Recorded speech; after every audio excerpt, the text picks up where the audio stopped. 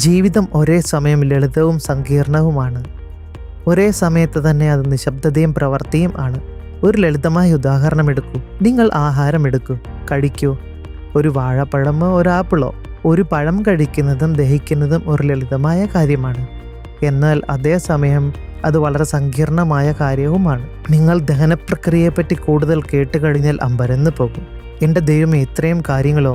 ഒരു കഷ്ണം വാഴപ്പഴം ദഹിപ്പിക്കാൻ വേണ്ടി ഇത്രയും കാര്യങ്ങൾ ചെയ്യേണ്ടി വരുന്നു. ഒരുപാട് കാര്യങ്ങൾ സംഭവിക്കുന്നു. അത് സങ്കീർണവുമാണ്, അതേസമയം അത് ലളിതമായ ഒരു കാര്യവുമാണ്. ജീവിതം എന്ന് പറയുന്നത് ഫലത്തിൻ്റെയും കാരണത്തിൻ്റെയും സജീവമായ പ്രകടനമാണ്.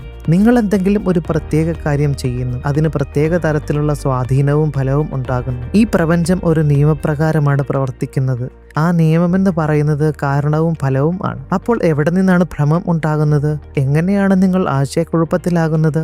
നിങ്ങളിങ്ങനെ വിചാരിക്കുമ്പോൾ നിങ്ങൾക്ക് ഫലത്തിൽ അവകാശമുണ്ട്, എന്നാൽ അതിൻ്റെ കാരണം മറന്നു പോകുന്നു. നിങ്ങൾ കൂടുതൽ കഴിക്കാമെന്ന് വിചാരിക്കുന്നു, വയറുവേദന ഉണ്ടാവില്ലെന്നും വിചാരിക്കുന്നു. നിങ്ങൾ വിചാരിക്കുന്നത് ഇഷ്ടമുള്ളതെല്ലാം നിങ്ങൾക്ക് ചെയ്യാമെന്നാണ്, എന്നാൽ അതിൻ്റെ അനന്തരഫലം നേരിടാൻ തയ്യാറുമല്ല. അവിടെയാണ് നമ്മുടെ മനസ്സമാധാനം നഷ്ടപ്പെടുന്നത്, മനസ്സ് അസ്വസ്ഥമാകുന്നത്. കാരണം നമ്മൾ ഫലം മാറ്റാൻ ആഗ്രഹിക്കുന്നു, എന്നാൽ അതിൻ്റെ കാരണം ശ്രദ്ധിക്കാൻ തയ്യാറാകുന്നുമില്ല.